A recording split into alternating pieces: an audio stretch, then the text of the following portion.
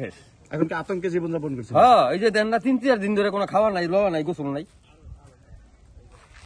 এটা আমি লিখ করে যেগুলো ওই যে মাইক দিয়ে অ্যালাউন্স করছে এই বাড়ি মনে করেন সেগুলেন যেগুলেন ভাঙতেছে এখান থেকে অসম করে লেছে, নাহলে মেরে লেছে। আল্লাহ মরছে না বাচ্চা আমি জানি না।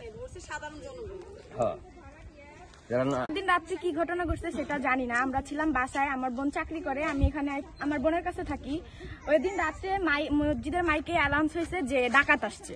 ডাকাত আসছে বলে মানে মন্ত্রী বাড়ি বলে ভাঙাভাঙি হইতেছে, তো মসজিদের মাইকে বলছে যে ডাকাত আসছে, যে যেখানে পারেন যেখান থেকে পারেন সেখান থেকে এসে বাড়িটা বাঁচান, বাড়িতে ডাকাত ঢুকছে, আপনারা সবাই আসেন, এই কথা বলে মসজিদের মাইকে মাইকিং করছে। তো আমরা সবাই ভয়ে আতঙ্ক ছিলাম যে ডাকাত আসছে, ডাকাতের কথা শুনলে তো কেউ আর বাসা থেকে বের হয় না।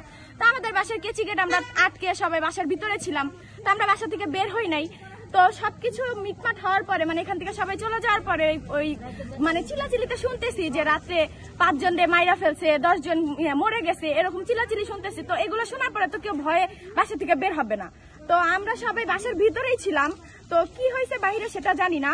তো রাত্রে 2টার থেকে পুলিশ সেনাবাহিনী এগুলো সব আসছে, আসার পরে উড়া দুরা বাসার ভিতরে লোক মানে মানুষকে ডাকতেছে যে এই কে কোথায় আছেন, বের হন, বাসার ভিতরে কেউ আছেন কিনা, এগুলো বলে ইয়ে করে ডাকতেছে।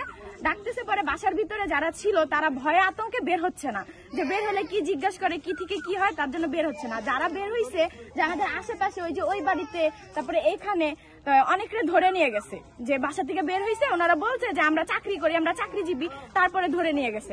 তো আমাদের বাসা থেকে ডাক দিছে, আমাদের বাসা আমরা বলছি আমরা চাকরিজীবী, আমাদের অফিসে কার্ড কুট দেখাইছে। তো আমাদেরকে বলছে আচ্ছা আপনারা বাসা থেকে বের হন। তো আমরা বলছি আমরা বাসা থেকে বের হবো কেন, আমরা তো এগুলোতে ছিলাম না, আমরা বাসা থেকে বের হবো কেন। তো পাশের বাসার 4 জন পুরুষকে ধরে নিয়ে গেছে, আমাদের বাসার সামনের বাসার একজন মহিলারে ধরে নিয়ে গেছে, আর একজন শিক্ষার্থী ভাই তারে ধরে নিয়ে গেছে। তার বাসায় পড়াশোনা করতেছিল, কিছুদিন পর তার পরীক্ষা, সে বাসায় পড়াশোনা করতেছিল, তারা বলছে যে আপনি বের হন, আপনার কিছু জিজ্ঞাসাবাদ করবো, তারপরে আপনার ছেড়ে দিব, এই কথা বলে নিয়ে গেছে। আজকে 2 দিন যাবত তার কোনো খোঁজ খবর নাই।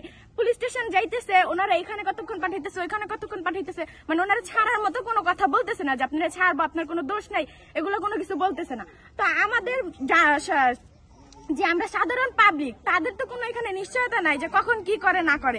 তারা এখন ভয়ে আতঙ্ক, তারা এখন বাসায় থাকতে পারতেছে না। আমার বোনরা চাকরি করে, আমরা হচ্ছে ছোট মানুষ, আমরা বাসায় থাকি, বাসায় আমাদের গার্ড দেওয়ার মতো ওরকম কোনো মানুষ নেই। এখন এরকম ভাবে যে সাধারণ পাবলিক পুলিশ এসে ধরে নিয়ে যেতেছে, কোনো কিছু বলার সুযোগ দিতেছে না, কিছু বলতেছে না। যারা এই কাজগুলো করছে তাদের ধরার দরকার, তারা কোথায় আছে না আছে তারা বিবেচনা করে তারা তাদেরকে ধরবে, তাদেরকে না ধরে সাধারণ পাবলিককে কেন ধরতেছে? সাধারণ পাবলিক তো কিছু করে নাই, তারা কোনো কিছু না শুনে কোনো বিচার না করে তারা সাধারণ পাবলিকরা কেন হ্যারাসমেন্ট করতেছে? সাধারণ পাবলিক তো এখানে যায়নি। যারা গার্মেন্টসে চাকরি করতেছে, যে যারা চাকরি করে ভাত খায়, তাদের তো এখানে কোনো দোষ নাই, তাদের কেন ধরতেছে এটা তো বুঝতেছি না। তাদের ধরতেছে বিধায় এলাকায় একটা মানুষও থাকতেছে না, সব হয়তো এই যে দুপুরে অফিস ছুটি হয় তাদের সাথে সাথে আমরা একটু বাসায় আসি, আর নাহলে আবার রাত্রে দেখা যাইতেছে খেত পাতালে আমাদের উপরে কোনো ছাদ নেই, আমরা ভয় আতঙ্কে বাসায় থাকতে পারতেছি না। আজকে 2 রাত ধরে আমরা বাসার বাইরে, না গোসল না খাওয়া না কিছু, না রান্না করতে পারতেছি, না খাইতে পারতেছি, না কিছু করতে পারতেছি। তো পুলিশ কেন খোঁজ খবর না নিয়ে, কেন যারা এই কাজগুলো করছে তাদের না ধরে কেন সাধারণ পাবলিকের এরকম হ্যারাসমেন্ট করতেছে?